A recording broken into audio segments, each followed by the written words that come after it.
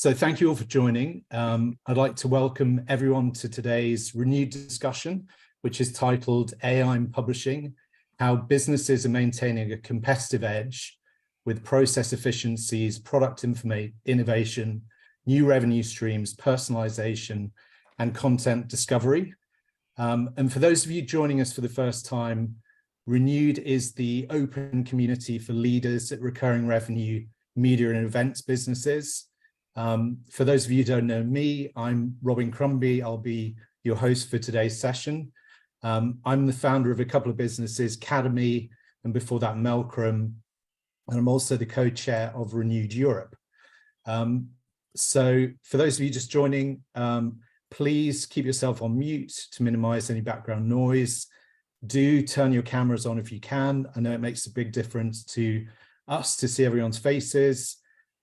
In terms of questions, I think we would encourage you to ask as many questions as you like using the chat function, and we'll do our best to work through them in the Q&A at the end of the session. And also, just to avoid you having to write everything down, we will be making the slides available afterwards. Okay, so on to today's session. I would like to introduce you to our two guests and experts. So we have Jennifer Shivas and Simon Epstein from 67 Bricks. Jennifer is the managing director and Simon is the head of technical consultancy. In case you haven't heard of 67 Bricks, they are technology and full service product development team. So they architect and build digital products that help their clients survive and thrive in the data-driven world. And in today's world, that includes artificial intelligence, which is what we're here to talk about today. So Jennifer, I know you're going to kick off with a few slides just to get the conversation started. So can I hand over to you? Lovely, thanks Robin. Yes, so Simon and I are going to talk for about 15 minutes, so that should give us absolutely plenty of time for questions. And we've been building software for publishers that incorporate AI for a few years now. And I think over the last decade or so, AI has been quietly trickling its way into many kind of nooks and crannies of publishers' businesses. But what's really changed in 2023 is this generative AI boom. Lower cost, ease and speed of take-up. GPT-3, I think, reached 1 million users in 5 days, so it's faster than any other software tool in history. And so the tipping point that we're at now, essentially as a society, is that AI isn't just a new technology or a business case you might want to try to make to your board. It's becoming a key part of our day-to-day lives. So it's a bit like the advent of electricity or the internet or the smartphone. I think publishers are starting to realize that AI is going to have a profound impact on their businesses going forward. And so, well, you might think, well, why should I care? We survived the advent of the internet after all, didn't we, of course? All those other step changes, we're going to survive this. And yeah, you probably are. But what I'd encourage you to look at is what people are using AI for, particularly generative AI. They're using it for surfacing insights from bodies of content and data, helping people find answers to questions, creating content, collating content, collecting content. This is our territory, right? This is our back garden. This is why the people on this webinar is why our companies exist. So we have a head start, but we do need to be on the front foot. And if we are on the front foot, then we have the expertise, we hopefully have the niche communities, we have the domain experience. We should be able to get off to a running start. The sheer ubiquity of AI is going to bring about a major shift in user expectations, whoever your users may be. So I think Simon and I have probably spent the last 10 years telling everyone how your users expect Google-like behavior. Google's influenced most every product platform, all search interfaces. I'm sure you probably all have Google-like search bar on all your platforms.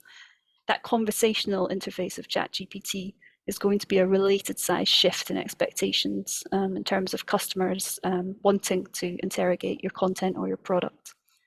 And those expectations extend not just to customers, but to your staff. Will the best staff leave if you're asking them to do tasks that an AI could complete? Your board, your investors, many of us will have a board or investors that we report into. they're going to be looking at what's possible out there and having shifting expectations around speed, productivity, profitability, etc., etc. There are a ton of opportunities, which we will talk about more, but essentially upfront, I would like to encourage everyone to think about AI as a growth tool.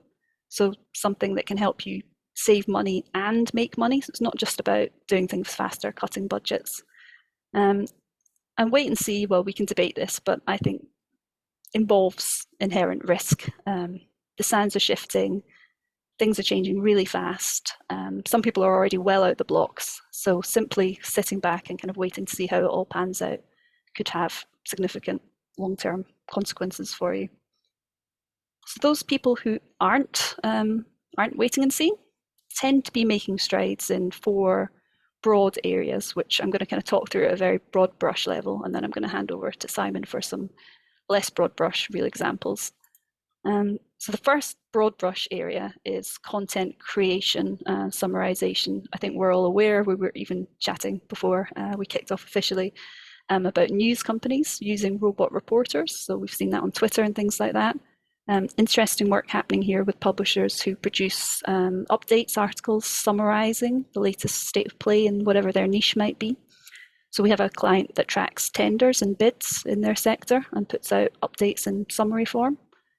Another interesting use case is creation of content for different audiences. So you might have a version of the same content for lay people versus CEOs versus someone interested in managing risk versus someone interested in technology.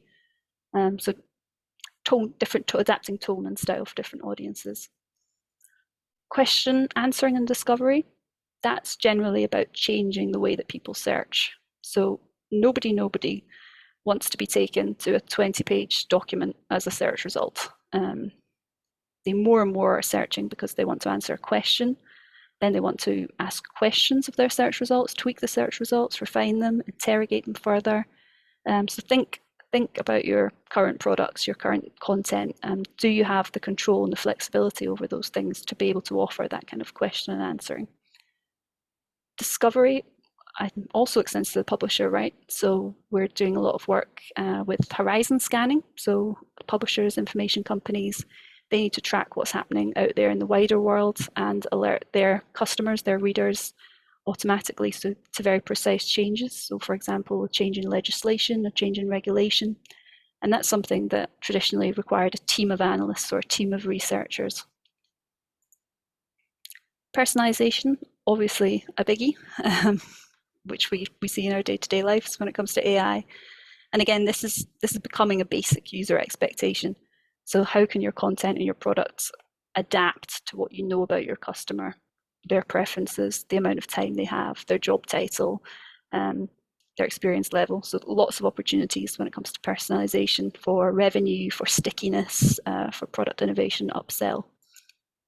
And very finally, automation of tasks and workflows. So just to give an example, we have a customer, JWG, have a product called Reg Delta, and that's a really good example of both horizon scanning and automation of tasks and workflow. So they use AI to alert their customers, who are banks, to very precise changes in regulation at a kind of granular sentence or paragraph level, and apply those changes to the kind of gnarly workflow and process that a bank would have, and indeed to the specific person who needs to be responsible for enacting that change. There's a human in the loop, so it's not completely Wild West, but it saves significant time. Also creates an audit trail and removes risk for the bank. And a lot of the publishers that we're talking to are integrating their content and their insights directly with customer workflows in that kind of way. And that's a way to really embed yourself as a must-have provider of content to those customers. When it comes to automation, the same goes for internal tasks. So sales meeting notes, marketing blurbs, proposals, policies, researching, fact-checking, customer emails. I think there's another webinar on AI and operations, but lots of publishers already starting to automate these tasks and free up time to spend on more high value activities. So that's a whistle-stop tour of the 4 areas. I'm going to hand over to Simon now to talk about some real examples of things that he's been working on. Thanks, Jennifer. Yeah, okay, so this is a slide about ICLR Case GENIE, and ICLR are the Incorporated Council for Law Reporters for England and Wales, and they have arguably the best source of case law in the UK. And we built a delivery platform for them so that their users could search and use their content. And on top of that, we built Case GENIE, which is a novel search interface. And what Case GENIE allows the legal professional to do is they can upload a brief or report that they're working on about a particular aspect of law or a case that they're going to argue in court.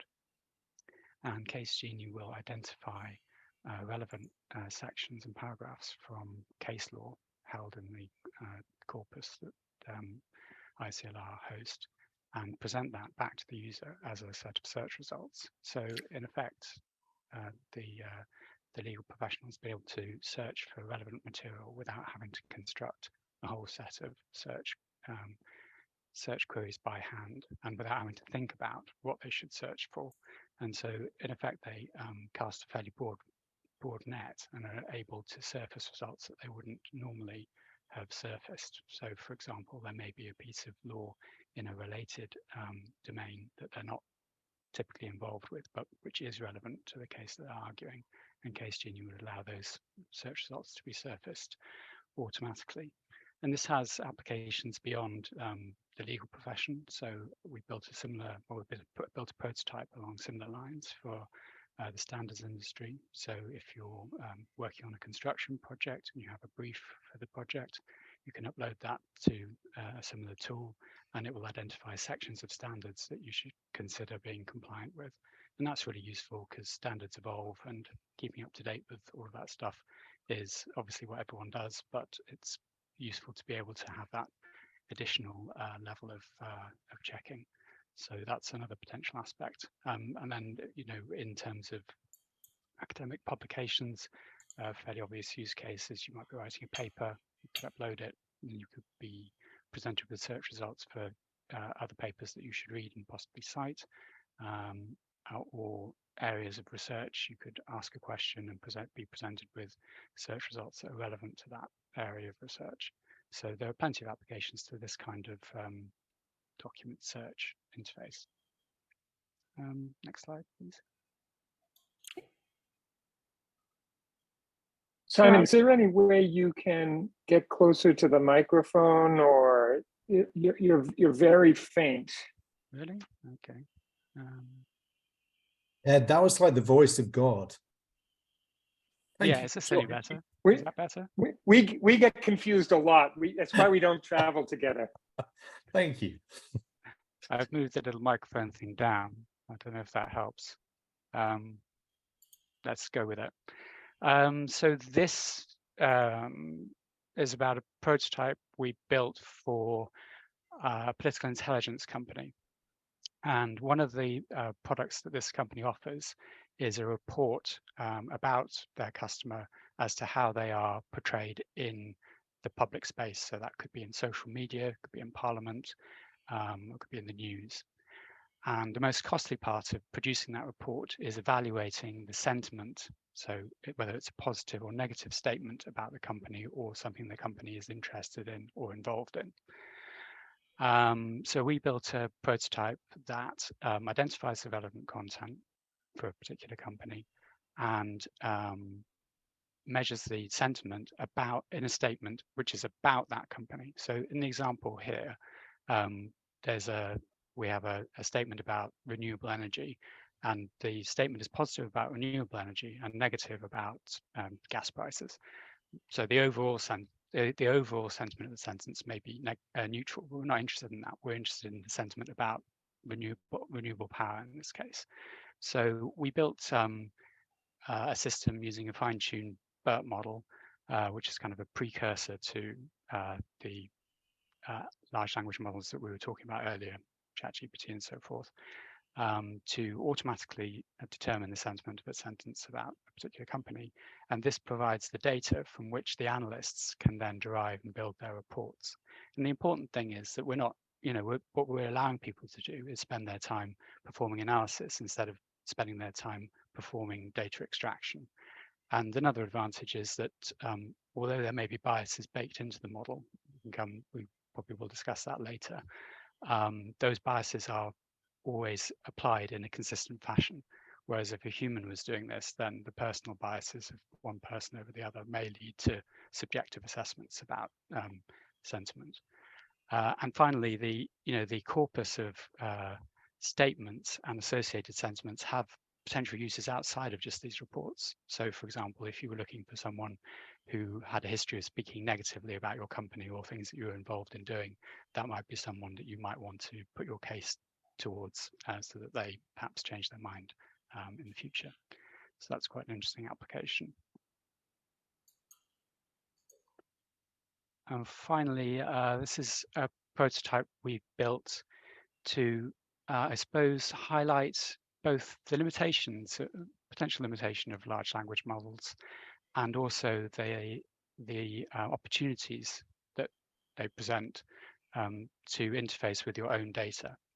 So the prototype is called This Week in Parliament, and it's the idea is that we're using timely data, so really up-to-date data, recent data, and asking questions about that. And that's interesting because large language models like ChatGPT, they all have a fixed cutoff date in terms of training data, so stuff they're aware of. And for GPT-4, that's September 2021. And so factually, you won't know about anything that's happened after that. So we built a prototype that would query, similar to the way Case GENIE works, would query Hansard for relevant speeches about a particular question and then provide an answer to that question based solely on that information. So the question in this case is, okay, so given the fallout from the post office scandal, what can future governments do to make sure that doesn't happen again? How can they hold these companies to account?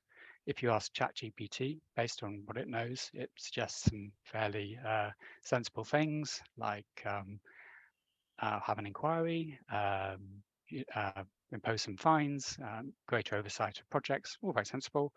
If you ask our prototype, it surfaces relevant parts of debates in Parliament, and the conclusion it draws is, well, yes, the enforcement is a matter for the inquiry, and we share your concerns, but the conclusion that ChatGPT draws in that case is it's unclear what the government is going to do to stop this happening in the future. And that is probably more reflective of, the general discussion in Parliament. And the idea here is you can get, you get an answer which is completely controlled, which mostly controlled to the data that you're providing, and you're asking the model to answer the question based on that data rather than things it already knows about. And so this applies to timely data, but it also applies to proprietary data that won't be in the large language models, for example, if it's behind a paywall. Lovely. Thanks, Simon. So before we jump into questions, just wanted to give our take on what information leaders should do now. And the first thing really is to accept. So accept where we're at. AI is not a silver bullet, but it's quickly becoming a standard and ubiquitous tool. It's not perfect. Always, it will come up in the debate, I'm sure, and it always comes up. It's not perfect, but it doesn't need to be perfect to be disruptive. So essentially we're saying it's not the only tool in the box, but at least it should be in your box. Companies need to assess the threats and the opportunities posed by AI, the competitive space, the readiness of your content as a data asset to power something like this, and the flexibility of your technology choices. And those might be choices that you made in the past, but equally they might be choices that you're making now as you start to experiment. And when thinking about technology, always to focus on the business and the customer needs. So what problems are you trying to solve? Don't see AI or any technology as a solution looking for a problem. Start with the problem. So nobody is coming to your platform because they want to read a document in and of itself for the joy of reading a document. They'll be coming for some reason, so to complete a task, to answer a question, to gain some insights. AI could potentially help you do that faster or better. Roadmap, so roadmap the skills, the changes, the investments that you'll need to deliver against these business goals. I'm a fan of road mapping, but everything's shifting, so be aware that things are changing. Your roadmap may need to evolve, and then evaluate technology against that roadmap. Things are moving really fast, as I keep saying. There are lots and lots and lots of vendors in this space, and they're not all good eggs. So I'm sure all your vendors are bombarding you with their so-called AI-powered technologies and solutions. So my advice would be don't confuse someone selling a single company's solutions as impartial advice, as an impartial expert, because they're very much not. Exercise some caution when telling employees to experiment. So a few light guidelines, not loose guidelines, light guidelines, I think, around, for example, not feeding in IP or sensitive information into off-the-shelf models. If you're using your own instance, then that goes away, which is great. But in general, finding an internal use case first is something we're seeing a lot of people do, and then build up momentum using that internal use case and experience. And I think just generally labeling things as a beta for longer than you might otherwise do is probably strong advice.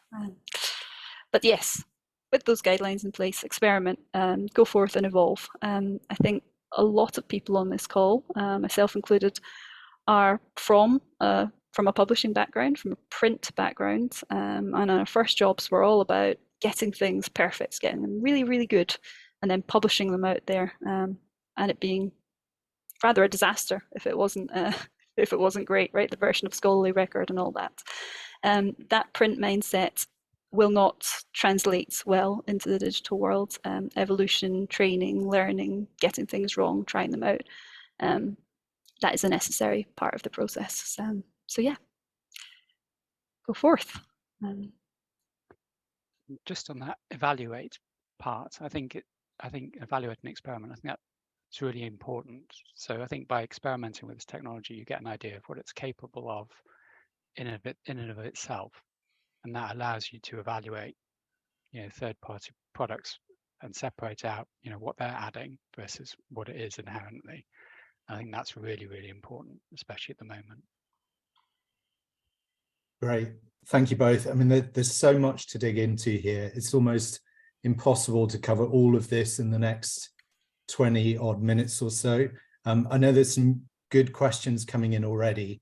There's just a couple of things I wanted to follow up on. So, I mean, I think you've done a great job of just setting out some of the opportunities for publishers and things that we should all be thinking about and perhaps experimenting with. I think there's also probably a good portion of people on this session who are very aware of the risks. So we've all built paid content businesses. We all have a lot of proprietary data, whether it's about markets or customers. And I think naturally a lot of people have concerns about AI disrupting or scraping or, potentially eliminating some of our revenue streams. So what would your advice be to those who are very worried about AI? There's a lot in that question, I think. So the final example is a really good example of how you might work with proprietary data that you don't want to unleash out there in the world, because once you put something in to ChatGPT, for example, you might not know what they're going to do with it. So I think you're right to be cautious. We do a lot of work evaluating businesses' readiness for AI, and a proprietary data set that they own and is big and well structured and difficult for someone to go off and replicate is probably the biggest head start you can have as a company. So it's a really great position to be in. So make sure that you're not immediately feeding that into something public. If your content is on a public site, even if it's behind a login, then yes, it very probably is scrapable. But equally, that lowers the barrier to you combining your own proprietary data with a scrapable public source of your own and offering something really compelling with it. So I think, yeah, the value really is what you're layering onto that data, so the insights, the analysis, your area of expertise. And just from a sort of technology point of view, the story around having private models that you have either fine-tuned or you query yourself has improved dramatically just over the last few months. You know, I think just a few months ago, ChatGPT was, and GPT-4, and the offerings from Google, Bard, were the only sort of games in town. But recently, with the release of Llama 2 by Facebook, which is free for commercial use and can produce results comparable to GPT-3, that has changed. And so you're able to self-host that model and be sure that anything you feed in terms of queries stays, you know, within your sphere of data governance, which I think is great. And we're going to see a huge amount of activity in that area. Thank you. I do want to come back and just pick up on some of the other risks that were sort of flagged in various other conversations. But Simon, just, I know in any conversation about AI, AI is this great catch-all for lots of different technologies, and it's, you know, a kind of feast of jargon. So it might be worth just picking into some of that. So, I mean, you mentioned a few of them. So LLMs. Can you just sort of break that down? What are we really talking about there? Sure, yeah, no problem. So an LLM, or a large language model, is a probabilistic model of a natural language. And these have been around for a while, language models, that is. So there are simpler ones that are based on n-grams, bigrams, trigrams of words. And at the simplest level, what they are trained to do is predict the next token or word for, you know, for convenience in a sentence. And large language models are an evolution of those. And they're called large because they're trained on large amounts of data, and which results in the tuning of large amounts of parameters. So they're much bigger. And what's enabled these bigger models to be developed is an increase in computational power, a massive increase in the amount of training data, the internet, and advances in model architecture. So the transformer architecture underpins many of all of the current generation of large language models. But if you always remember that what the model is doing or trying to do when it answers your query is predict the next sequence of the next token and then the next token in a sequence, it helps you understand how they're working. And quite interestingly, for some tasks, if you ask the model to explain its reasoning, then you get a better result at the end, which seems odd. But the reason is that each step along the way, it's having to do less. You're condensing less reasoning into that step. So by having more steps, it's able almost to feel its way to the right answer. Whereas if you don't show the working, then it doesn't perform as well. So it's good to understand sort of at a simple level how these things work. And I guess a follow-up question to that, just to reference what Jen Schwartz said in the chat. Jen, do you want to jump in and ask the question yourself rather than me representing your question? Sure. Which question, about the plagiarism or the data? Well, specifically, I think there are a lot of concerns about accuracy. I know, Ed, you asked a question. Yeah. So just trying to figure out, obviously, when you Google something, yeah, you do get a 20-page report you have to sift through, but you can tell where it came from, you know, the source. And so the worry is that when you put something in ChatGPT, it spits out the information for you, but you don't have any context as to where it came from, how old it is, whether or not it's been, you know, vetted somehow. And so that's sort of like what we're trying to figure out. I would love to use it for the pulling of the data, as you mentioned, which is kind of leads into my other question, but I'm assuming you could only pull it from data that's already readily available through the government websites, because otherwise I don't know how you would verify that that's accurate and or that you're not taking proprietary information from someone else. So that was sort of both my questions together. Yeah, no, that's a really interesting question. So, and the prototype I kind of talked about at the end touches on that a little bit, but just maybe if I just expand on that. So one approach that you can use is that you surface the relevant content based on the question that you're asking. So that could be through whatever means. So that could be through a Google-like search to produce the results. And then you feed those results into the model for it to answer the question, through its understanding of natural language. And one thing that the prototype doesn't currently show is that what you can do is you can add your citations for the sources that the model used to come to that conclusion to the output of the model. Now, ChatGPT in and of itself doesn't do that. But if you were to build an application using a large language model, that is the kind of feature you could add. And so the user could get the summary of the results. And then if they wanted to dig into the specific section of the documents that informed ChatGPT or your application's response, then they could do that. And I think that's very useful because that allows people to do the fact checking that otherwise they're completely in the dark about. I think that touches on a really interesting opportunity that people in the information industry have, in that we have built up a history of trust and quality and expertise and experience within whichever niche part of the sector or industry that we serve. And that has an incredible value now more than ever, I think, with the volumes of content just exponentially growing and growing and growing. So those custom applications where you can show your users that it's from a trusted source, it might be your source, it might be a publicly available data source, but showing them where it came from, I think that's a potential value add that they absolutely cannot get from ChatGPT.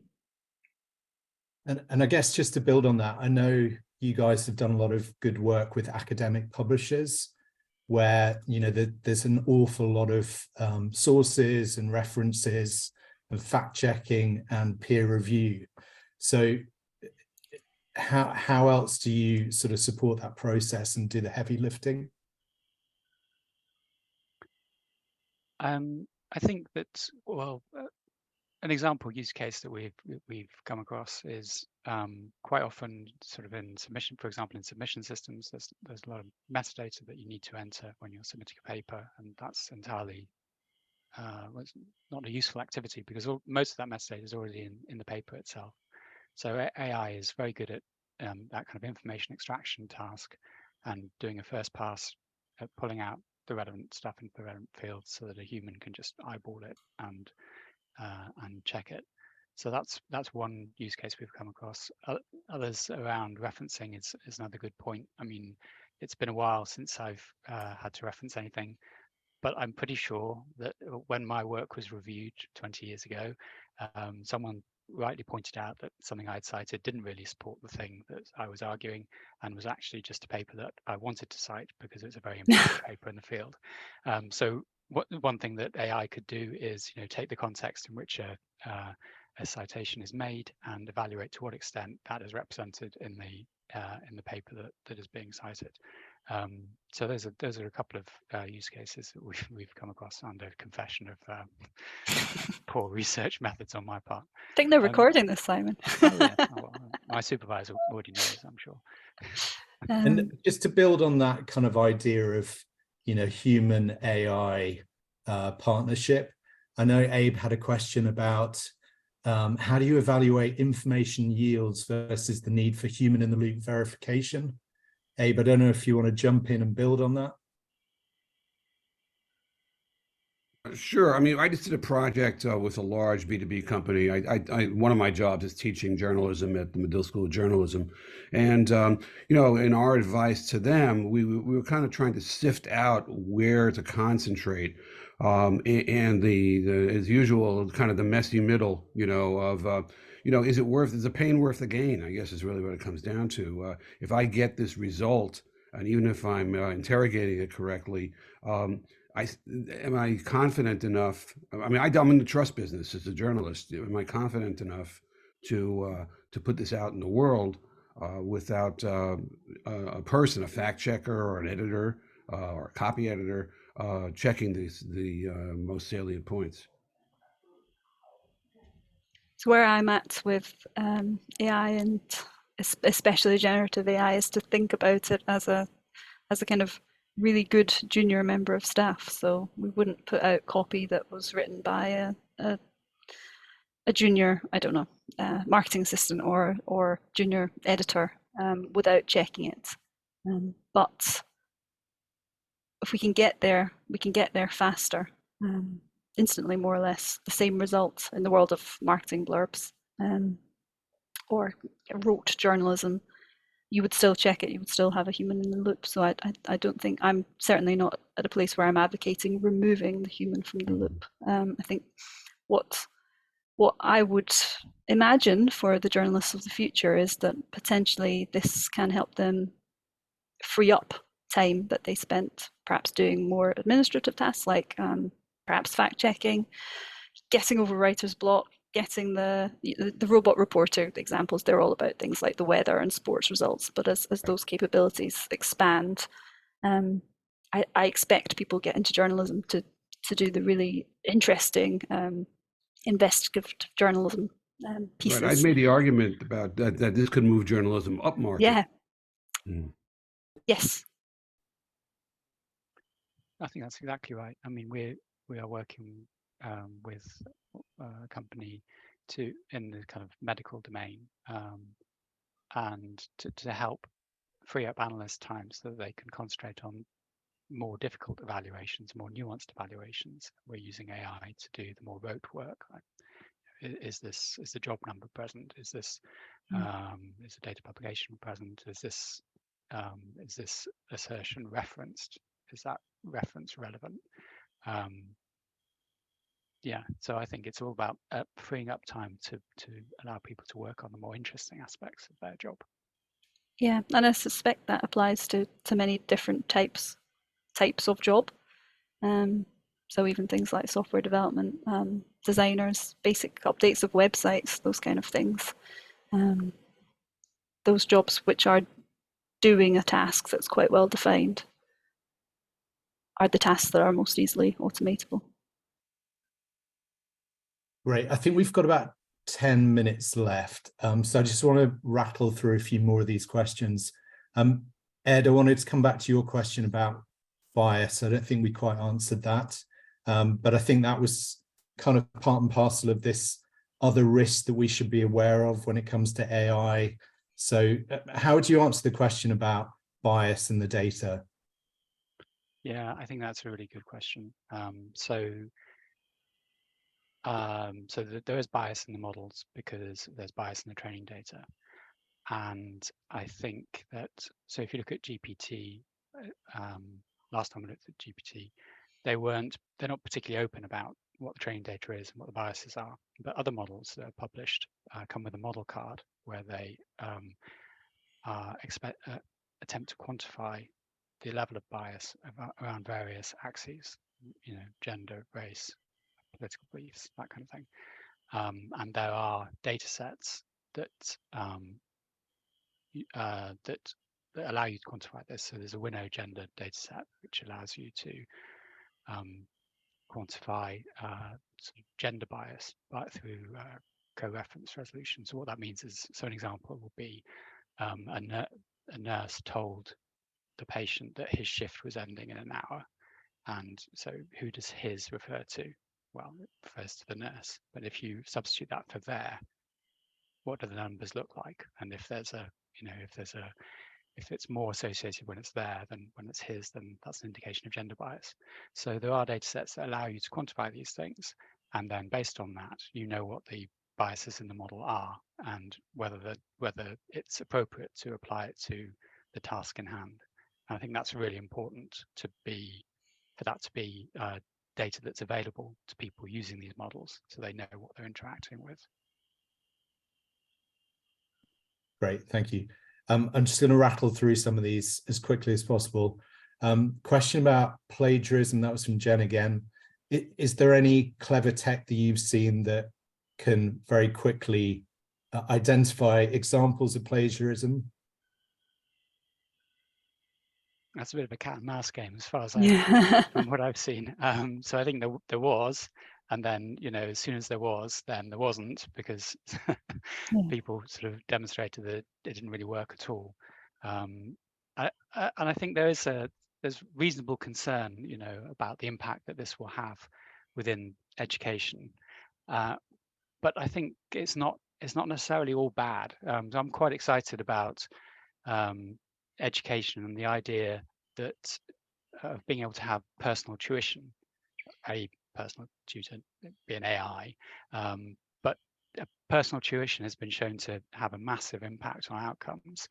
And traditionally, that kind of level of tuition is extremely expensive and, you know, limited to certain segments of society. And so if you look at what Khan Academy is doing with AI, with GPT-4, to provide a personalized tutor to walk people through or help walk people through maths and science problems, I think that's hugely exciting, because it's a very kind of engaging way of learning, and also it helps support people who have different problems on a kind of one-to-one interactive basis. So I think that's quite exciting. But the plagiarism thing, as far as I'm aware, is a bit of a cat and mouse game. And yeah. Also, I'm not sure we've got time to talk about this, but it's also the, should we be detecting plagiarism, or should we be detecting AI generated content itself when it comes to student essays and things like that? So there's the two sides to it, and I think the last that I read, AI wasn't very good at identifying AI generated content. I'm sure it will improve, and it will improve quickly. But sorry, that is the side of it I answered, but I didn't answer the broader plagiarism side. And can you foresee a situation where human generated content needs to be watermarked in some way to distinguish it from AI generated? I think that's super interesting, because so, for example, there's some evidence to suggest that since the launch of ChatGPT, contributions to Stack Overflow, which is where a large amount of software developers get their answers, has fallen off and has not recovered slightly. You know, there's seasonal variations, it hasn't recovered as it should. And that suggests that everyone's using ChatGPT to answer their questions. And if there's AI, as AI generated content kind of permeates the internet, then, you know, what does that mean for the training data? Does that mean we're going to be training large language models of the future on a data set which is polluted by content that they've generated? Because that doesn't seem like a way for it to be better than it was. And it's almost kind of parallel to the sort of pre-war steel, which is a different radioactivity content to steel made post-war. You know, once the AI content is out there, then you've kind of polluted the data set. So it makes you wonder how valuable the kind of pre-ChatGPT data sets are. You know, perhaps they really are very valuable indeed for training. It's a really interesting question for this audience, though, isn't it? In terms of I know we have people on this call from publishers, from information companies with fantastic heritage trusted brands, and content from those brands is already very well respected. What's, you know, does that offer some sort of badge of quality, and for how long? So I don't know the answer to that, but I think it's an interesting thing for us all to ponder. We are very close to running out of time, and apologies if we didn't get to your question. I did want to just ask one last question, sort of final thoughts as you gaze into your crystal ball and think about, you know, what's next, what's coming down the pipe that you're excited about. Just one thing from each of you. I mean, I'm excited about lots of things. That's not answering your question, but I'm at the moment loving coming to work because what we're doing is so interesting. And it's been sometimes a love-hate relationship with publishing. I've always worked in publishing, and it's can be slow to innovate, and that's absolutely not the case at the moment. So I'm absolutely loving it. In terms of what I'm excited about, because the cost and the accessibility and the kind of need to be a software developer is kind of costs are coming down, accessibility is going up, needs technical skills required to kind of have a go are coming down. I think this is really leveling the playing field, and I'm excited about what's coming through from smaller companies I think we might see some disruption there and some interesting stories. So yeah, I'm excited about that. I suppose I'm excited probably about the development of the more open models will spur, and I think we're going to see a huge amount of innovation that we have seen, and we will continue to see a huge amount of innovation there. Specifically, I'm quite interested in so we talk about large language models, but there are kind of small large language models that can be trained at much lower cost and operated at much lower cost to do specific things. So I'm by trade a software developer. So there's a small model called Phi1, which is as good as ChatGPT 3 at doing code generation tasks. And that's hugely exciting because that's something that, one day soon, when I get my new laptop, I'll be able to run on my own laptop and not have the concerns about sending, company and client code off to a third party to be analyzed. So I'm very excited about models that, you can either self-host or that will end up on your phone or your laptop and running locally. I think it's a really exciting time. Very good. Well, listen, I'm sorry we've run out of time, but thank you both so much for a fascinating discussion. I'm sure there will be lots of follow-up questions on the renewed community on Guild. So I think somebody is posting a link in the chat. And if you've enjoyed today's discussion, we've got a couple more sessions coming up in the next few weeks. So the next one is on August the 24th, which is around AI and operations with Rob Stewart, who's the VP and Chief Digital Officer from the New England Journal of Medicine. And then on the 5th of September, we've got implications and applications for AI and marketing, which is with Helen Coetzee and her team at MPG. So it just remains for me to thank our guests, Jennifer and Simon, and to everyone for joining us today. Really appreciate your time. And I think Sue is going to be sending out the link to the recording of today's sessions and the slides. So thank you very much. Have a great day.